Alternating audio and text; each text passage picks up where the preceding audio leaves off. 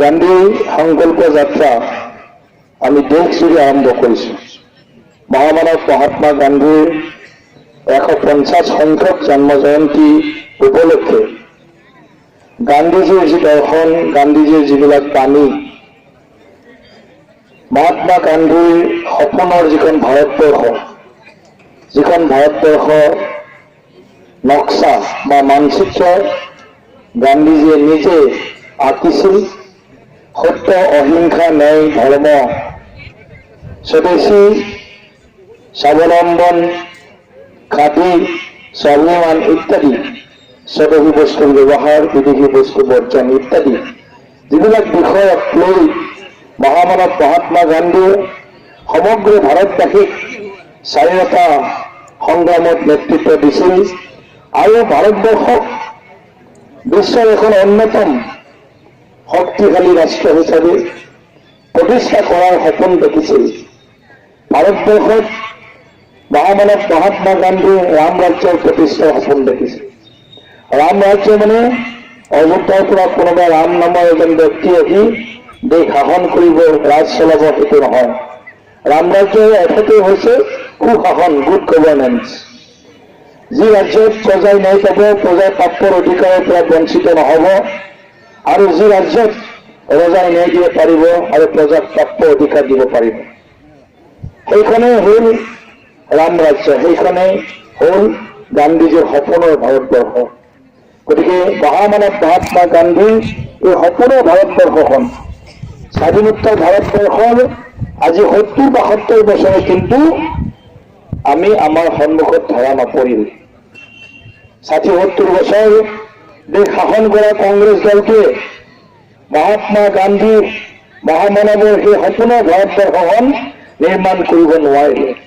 দুৰ্নীতি, ভ্ৰষ্টাচাৰ, ব্যভিচাৰ, স্বজন তোষণ, বংশবাদ, বিভাজনৰ ৰাজনীতি ইত্যাদি বিভিন্ন দিশেৰে ভাৰতবৰ্ষক সমাজ জীৱনক কোঙা কৰি পেলালে, ৰাজনৈতিক জীৱনক কোঙা কৰি পেলালে, অৰ্থনৈতিক দিশক একেবাৰে কোঙা কৰি পেলালে। গতিকে কংগ্ৰেছৰ সেই মহাত্মা গান্ধীৰ মহামানৱজনৰ সেই ৰামৰাজ্যৰ সপোনক ধূলিসাৎ কৰা কংগ্ৰেছৰ এই অপদাৰ্থতাৰ কাৰণে আজি ভাৰতবৰ্ষ এনেকুৱা হৈছে, ভাৰতবাসীয়ে পৰিৱৰ্তন বিচাৰিলে। ভাৰতবৰ্ষৰ মানুহে পৰিৱৰ্তন বিচাৰি নৰেন্দ্ৰ মোদী ডাঙৰীয়াক দেশৰ প্ৰধানমন্ত্ৰী হিচাপে আজি নিৰ্বাচিত কৰিলে। আৰু প্ৰধানমন্ত্ৰী হিচাপে নিৰ্বাচিত হৈ নৰেন্দ্ৰ মোদী ডাঙৰীয়াই মহাত্মা গান্ধীৰ সেই সপোন, মহামানৱজনৰ সপোনৰ ৰামৰাজ্য প্ৰতিষ্ঠাৰ কাৰণে যি পদক্ষেপ ললে, স্বচ্ছ ভাৰতৰ পৰা আৰম্ভ কৰি সকলো চৰকাৰী আঁচনিত কেন্দ্ৰীয় চৰকাৰৰ গান্ধীজীৰ সেই আদৰ্শ, গান্ধীজীৰ সেই নিষ্ঠা, গান্ধীজীৰ সেই সপোনসমূহক প্ৰতিফলিত কৰিলে, সমাহিত কৰিলে সকলো চৰকাৰী আঁচনিত। গান্ধীজীয়ে কৈছিল যে ভাৰতবৰ্ষৰ আত্মা গাঁৱত বাস কৰে, 80% ভাৰতীয় গ্ৰাম্যাঞ্চলত বাস কৰে।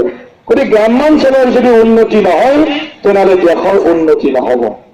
গান্ধীজীৰ এই কথাক অৱগত কৰি আজি দেশৰ মাননীয় প্ৰধানমন্ত্ৰী নৰেন্দ্ৰ মোদী ডাঙৰীয়াই বা অসমৰ মাননীয় মুখ্যমন্ত্ৰী সৰ্বানন্দ সোণোৱাল ডাঙৰীয়াই সমগ্ৰ দেশ আৰু ৰাজ্যখনৰ গ্ৰাম্যাঞ্চলত বাস কৰা ৰাইজৰ বাবে, খাতি খোৱা ৰাইজৰ বাবে, কৃষক, দৰিদ্ৰ, এনেকুৱা পৰিশ্ৰম কৰা, দিন হাজিৰা কৰা মানুহখিনিৰ কাৰণে আজি বিভিন্ন চৰকাৰী আঁচনি, আই মাতৃ মহিলাসকলৰ তেওঁলোকক সামাজিকভাৱে উত্তৰণৰ কাৰণে, তেখেতসকলক স্বাৱলম্বী কৰাৰ কাৰণে আজি দুখীয়া দৰিদ্ৰ ল'ৰা ছোৱালীখিনিয়ে যাতে শিক্ষাৰ অধিকাৰ পায়, বিনামূলীয়া শিক্ষা যাতে পায়, আৰু বিপদত পৰা মানুহখিনিয়ে যাতে স্বাস্থ্য সেৱাও বিনামূলীয়াকৈ পায় ইত্যাদি বিভিন্ন বিষয়ত কৃষকসকল যাতে কৃষি সা-সৰঞ্জাম কিনাৰ বাবে চৰকাৰৰ পৰা সাহায্য লাভ কৰে। আজি যাৰ ঘৰ নাই তেনেকুৱা ঘৰ নোহোৱা মানুহক প্ৰধানমন্ত্ৰী আৱাস যোজনাৰ অধীনত এটা ঘৰ দিয়াৰ পৰা আৰম্ভ কৰি বিভিন্ন চৰকাৰী আঁচনিৰে আজি ভাৰতবৰ্ষৰ ৰাইজক আজি আগবঢ়াই লৈ যোৱাৰ কাৰণে চেষ্টাৰ ক্ষতি কৰা নাই। গতিকে আমি আজি সৌভাগ্যৱান যে আমি মহামানৱ মহাত্মা গান্ধীৰ এই সপোনৰ ভাৰতবৰ্ষ সেই সপোনৰ ৰাষ্ট্ৰখন প্ৰতিষ্ঠা কৰাৰ কাৰণে আজি মোদী ডাঙৰীয়া এতিয়াহে আজি সমগ্ৰ ভাৰতবাসীক আগবঢ়াই লৈ যোৱাৰ কাৰণে নেতৃত্ব দিছে।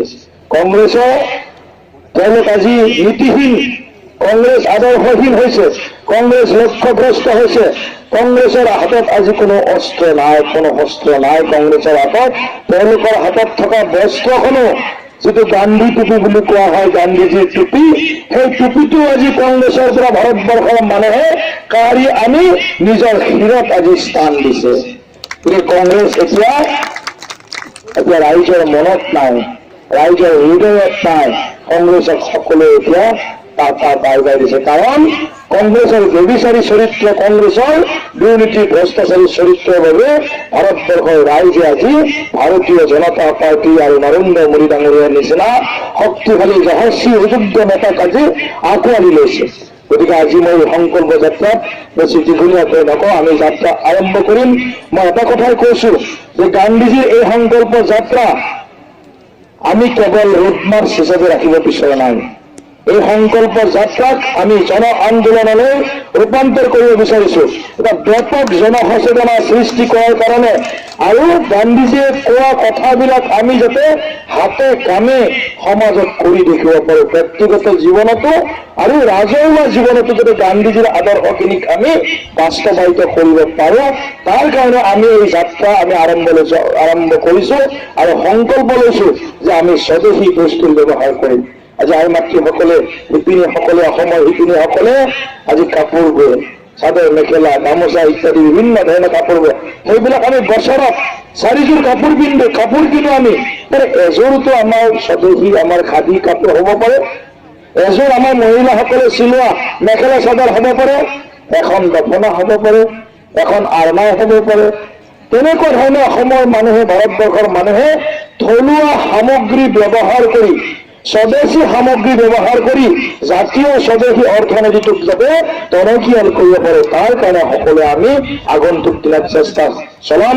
প্ৰদূষণমুক্ত অসম, প্ৰদূষণমুক্ত ভাৰত, প্ৰদূষণমুক্ত পৃথিৱী গঢ়াৰ কাৰণে আমি প্লাষ্টিককে ধৰি প্ৰদূষণ সৃষ্টি কৰা সামগ্ৰীসমূহক বৰ্জন কৰি আমি এখন ভাল সুন্দৰ ধৰণে আমি নিৰ্মাণত আমি আমাৰ সহযোগিতা, আমাৰ অংশগ্ৰহণ সুনিশ্চিত কৰিম। গতিকে এইখিনি কথাই কৈ মই আজি এই